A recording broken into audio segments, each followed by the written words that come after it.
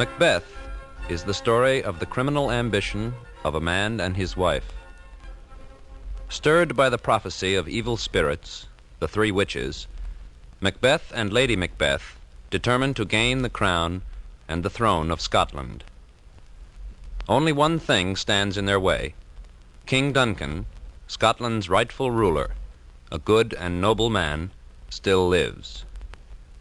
Macbeth has been hailed by the three witches as Thane of Glamis, Thane of Cawdor, and King that shalt be. Macbeth is indeed Thane, or Lord of Glamis, a title he inherited from his father. As a general in King Duncan's army, he has also been awarded the title Thane of Cawdor for suppressing a rebellion led by that chief. This part fulfillment of the witch's prophecy strengthens Macbeth's determination to plot the king's death. The three scenes that you are about to hear reveal the powerful influence of Lady Macbeth over her husband as she destroys his conscience. King Duncan and his sons have come as honored guests to Macbeth's castle. Fate seems to have played into the hands of their murderous hosts. Lady Macbeth overrides her husband's guilty fears as she outlines to him her plot to kill the king. After she has drugged Duncan's servants, Macbeth stabs the sleeping monarch to death. But even in the moment when their terrible crime has been committed, Macbeth knows that he will never again have peace. The foul and unnatural murder of King Duncan will lead to Lady Macbeth's madness and suicide, and to her husband's grisly death at the hands of the king's avengers. Great Glamis, worthy Cawdor, greater than both by the all-hail hereafter, thy letters have transported me beyond this ignorant present, and I feel now the future in the instant. My dearest love, Duncan comes here tonight. And when goes hence? Tomorrow, as he purposes. Oh, never shall sun that morrow see. Your face, my Thane, is as a book where men may read strange matters, to beguile the time, look like the time, bear welcome in your eye, your hand, your tongue, look like the innocent flower, but be the serpent under it. He that's coming must be provided for, and you shall put this night's great business into my dispatch, which shall, to all our nights and days to come, give sole sovereign sway and masterdom. We will speak further. Only look up clear. To alter favor ever is to fear. Leave all the rest to me. Now the king and his party have arrived at Macbeth's castle and have been graciously welcomed by their evil hosts. It is night. Macbeth has left the banquet hall, sickened by the thought of killing the innocent king. Lady Macbeth has followed him, disturbed by his absence and angered at his obvious fear of the murder they have planned. How now? What news? He has almost supped. Why have you left the chamber? Hath he asked for me? Know you not he has? We will proceed no further in this business. He hath honored me of late, and I have bought golden opinions from all sorts of people, which would be worn now in their newest gloss, not cast aside so soon. Was the hope drunk wherein you dressed yourself? Hath it slept since, and wakes it now to look so green and pale at what it did so freely? From this time such I account thy love. Art thou afeard to be the same in thine own act and valor as thou art in desire? Wouldst thou have that which thou esteem'st the ornament of life, and live a coward in thine own esteem? Prithee, peace! I dare do all that may become a man. Who dares do more is none. What beast was then that made you break this enterprise to me? When you durst do it, then you were a man. And to be more than what you were, you would be so much more the man. If we should fail... We fail. But screw your courage to the sticking place, and we'll not fail. When Duncan is asleep, whereto the rather shall his day's hard journey soundly invite him, his 2 chamberlains will I, with wine and wassail, so convince, that memory, the warder of the brain, shall be a fume, and the receipt of reason a limbeck only. When in swinish sleep their drenched natures lie, as in a death, what cannot you and I perform upon the unguarded Duncan? What not put upon his spongy officers, who shall bear the guilt of our great quell? Will it not be received when we have marked with blood those sleepy 2 of his own chamber, and used their very daggers, that they have done it? Who dares receive it other, as we shall make our grief and clamour roar upon his death? I am settled, and bend up each corporal agent to this terrible feat. Away, and mark the time with fairest show. False face must hide what the false heart doth know. It is now late that same night. The sound of the bell is the signal from Lady Macbeth for the murder.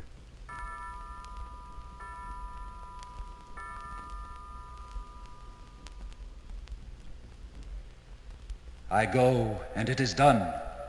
The bell invites me. Hear it not, Duncan, for it is a knell that summons thee to heaven or to hell. That which hath made them drunk hath made me bold. What hath quenched them hath given me fire. Peace. It was the owl that shrieked, the fatal bellman which gives the sternest good night. Who's there? What? Ho! My husband. I have done the deed. Didst thou not hear a noise? I heard the owl scream and the crickets cry. Did you not speak? When? Now. As I descended? Aye. Hark! Who lies in the 2nd chamber? Donalbain. This is a sorry sight. A foolish thought to say a sorry sight. There's one did laugh in his sleep, and one cried, murder, that they did wake each other. I stood and heard them, but they did say their prayers and address them again to sleep. There are 2 lodged together. One cried, God bless us, and amen the other, as they had seen me with these hangman's hands. Listening their fear, I could not say amen when they did say, God bless us. Consider it not so deep. But wherefore could I not pronounce amen? I had most need of blessing, and amen stuck in my throat. These deeds must not be thought after these ways, so it will make us mad. Methought I heard a voice cry, sleep no more. Macbeth does murder sleep. The innocent sleep. Sleep that knits up the raveled sleeve of care, the death of each day's life, sore labor's bath, balm of hurt minds, great nature's 2nd course, chief nourisher in life's feast. What do you mean? Still it cried, sleep no more to all the house. Glamis hath murdered sleep, and therefore Cawdor shall sleep no more, Macbeth shall sleep no more. Who was it that thus cried? Why, worthy Thane, you do unbend your noble strength to think so brain sickly of things. Go get some water and wash this filthy witness from your hand. Why did you bring these daggers from the place? They must lie there. Go, carry them and smear the sleepy grooms with blood. I'll go no more. I am afraid to think what I have done. Look on it again, I dare not. Infirm of purpose, give me the daggers. The sleeping and the dead are but as pictures. 'Tis the eye of childhood that fears a painted devil. If he do bleed, I'll gild the faces of the grooms with oil, for it must seem their guilt. Whence is that knocking? How is it with me when every noise appalls me? What hands are here? They pluck out mine eyes. Will all great Neptune's ocean wash this blood clean from my hand? No. This my hand will rather the multitudinous seas incarnadine, making the green one red. My hands are of your color, but I shame to wear a heart so white. I hear a knocking at the south entry. Retire we to our chamber. A little water clears us of this deed. How easy it is then. Your constancy hath left you unattended. More knocking. Get on your nightgown, lest occasion call us and show us to be watchers. Be not lost so poorly in your thoughts. To know my deed, 'twere best not know myself. Wake, Duncan, with thy knocking! I would thou couldst.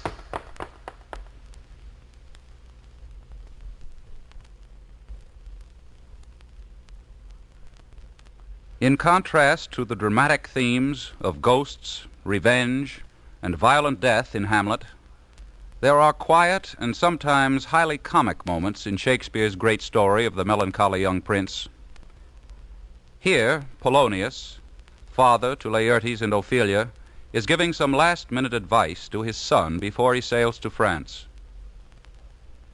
We have all given and received advice on practically every subject in the world. It is usually wonderfully easy to give advice and not so easy to take it. Polonius is a bit of a bore and a busybody. But if you listen carefully, you will see that underneath all the bluster, these more than a few bits of wisdom are well worth your while. How many times have you been told to save your money, to dress neatly, to avoid getting into fights, and so forth and so forth? Here is all of it, in a large but entertaining nutshell. Yet here, Laertes, aboard for shame. The wind sits in the shoulder of your sail, and you are stayed for. There, my blessing with thee. And these few precepts in thy memory, look thou character. Give thy thoughts no tongue, nor any unproportioned thought his act. Be thou familiar, but by no means vulgar. The friends thou hast, and their adoption tried, grapple them to thy soul with hoops of steel. But do not dull thy palm with entertainment of each new-hatched, unfledged comrade. Beware of entrance to a quarrel, but being in, bear it that the opposed may beware of thee. Give every man thine ear, but to few thy voice. Take each man's censure, but reserve thy judgment. Costly thy habit as thy purse can buy, but not expressed in fancy, rich, not gaudy. For the apparel oft proclaims the man. Neither a borrower nor a lender be, for loan oft loses both itself and friend, and borrowing dulls the edge of husbandry. This above all, to thine own self be true, and it must follow as the night the day. Thou canst not then be false to any man. Farewell, Thy blessing season this in thee.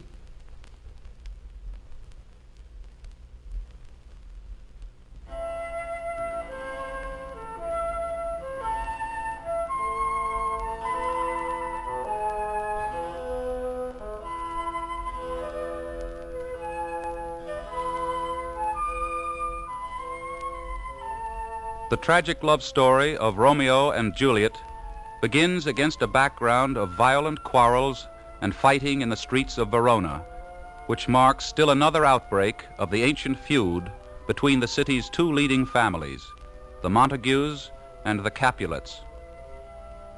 Romeo, himself a Montague, has met Juliet at a masked ball. Dismayed to learn that the beautiful young girl is the daughter of the Capulets, Romeo, nevertheless, has fallen hopelessly in love with her.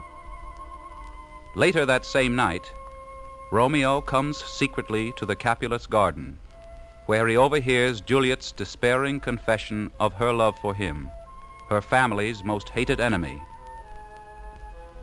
Romeo then reveals his presence to her in this tender and very youthful love scene.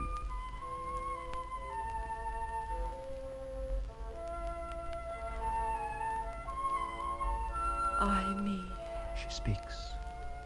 Oh, speak again, bright angel. O Romeo, Romeo, wherefore art thou Romeo? Deny thy father and refuse thy name, or if thou wilt not, be but sworn my love, and I'll no longer be a Capulet. Shall I hear more, or shall I speak at this? 'Tis but thy name that is my enemy. Thou art thyself, though not a Montague. What's Montague? It is nor hand, nor foot, nor arm, nor face, nor any other part belonging to a man. Oh, be some other name. What's in a name? That which we call a rose, by any other name would smell as sweet. So Romeo would, were he not Romeo called, retain that dear perfection which he owes without that title. Romeo, doff thy name, and for thy name, which is no part of thee, take all myself. I take thee at thy word. Call me but love, and I'll be new baptized. Henceforth I never will be Romeo. What man art thou that thus bescreened in night so stumblest on my counsel? By a name I know not how to tell thee who I am. My name, dear saint, is hateful to myself, because it is an enemy to thee. My ears have not yet drunk 100 words of thy tongue's utterance, yet I know the sound. Art thou not Romeo, and a Montague? Neither, fair saint, if either thee dislike. How camest thou hither, tell me, and wherefore? The orchard walls are high and hard to climb, and the place death, considering who thou art, if any of my kinsmen find thee here. With love's light wings did I o'erperch these walls, for stony limits cannot hold love out, and what love can do, that dares love attempt. Therefore thy kinsmen are no let to me. If they do see thee, they will murder thee. Alack, there lies more peril in thine eye than 20 of their swords. Look thou but, sweet, and I am proof against their enmity. I would not for the world they saw thee here. I have night's cloak to hide me from their eyes, and but thou love me, let them find me here. My life were better ended by their hate than death prorogued, wanting of thy love. By whose direction foundst thou out this place? By love, that first did prompt me to inquire. He lent me counsel, and I lent him eyes. Thou know'st the mask of night is on my face, else would a maiden blush bepaint my cheek for that which thou hast heard me speak tonight. Fain would I dwell on form, fain deny what I have spoke. But farewell compliment. Dost thou love me? I know thou wilt say aye, and I will take thy word. Yet If thou swearest, thou mayest prove false. At lovers' perjuries, they say, Jove laughs. O gentle Romeo, if thou dost love, pronounce it faithfully.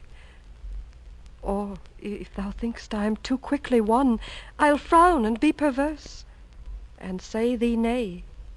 So thou wilt woo, but else not for the world. In truth, fair Montague, I am too fond, and therefore thou mayst think my haviour light. But trust me, gentlemen, I'll prove more true, and those that have more cunning to be strange. I should have been more strange, I must confess, but that thou overheardst, ere I was ware, my true love's passion. Therefore pardon me, and not impute this yielding to light love, which the dark night hath so discovered. Lady, by yonder blessed moon, I swear that tips with silver all these fruit tree-tops. Oh, swear not by the moon, the inconstant moon, that monthly changes in her circlet orb, lest that thy love prove likewise variable. What shall I swear by? Do not swear at all. Or if thou wilt, swear by thy gracious self, which is the god of my idolatry, and I'll believe thee. If my heart's dear love... Well, do not swear. Although I joy in thee, I have no joy of this contract tonight. It is too rash, too unadvised, too sudden, too like the lightning, which doth cease to be ere one can say it lightens. Sweet good night. This bud of love, by summer's ripening breath, may prove a beauteous flower when next we meet. Good night, good night. As sweet repose and rest come to thy heart as that within my breast.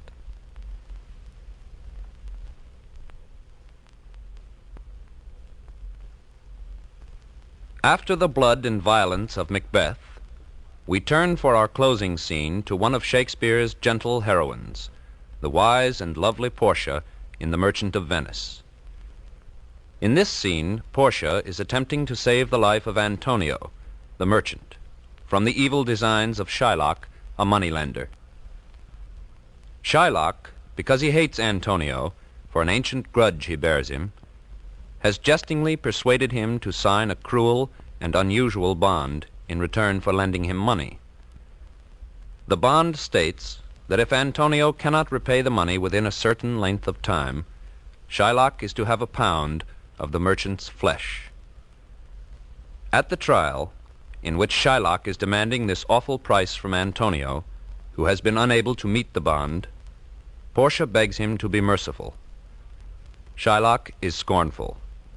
Why indeed must he show mercy, he demands. Portia answers him. The quality of mercy is not strained. It droppeth as the gentle rain from heaven upon the place beneath. It is twice blessed. It blesseth him that gives and him that takes. 'Tis mightiest in the mightiest. It becomes the throned monarch better than his crown. His scepter shows the force of temporal power, the attribute to awe and majesty wherein doth sit the dread and fear of kings. But mercy is above this sceptred sway. It is enthroned in the hearts of kings. It is an attribute to God himself, and earthly power doth then show likest God's, when mercy seasons justice. Therefore, though justice be thy plea, consider this, that in the course of justice none of us should see salvation. We do pray for mercy, and that same prayer doth teach us all to render the deeds of mercy. I have spoke thus much to mitigate the justice of thy plea, which, if thou follow, this strict court of Venice must needs give sentence 'gainst the merchant there.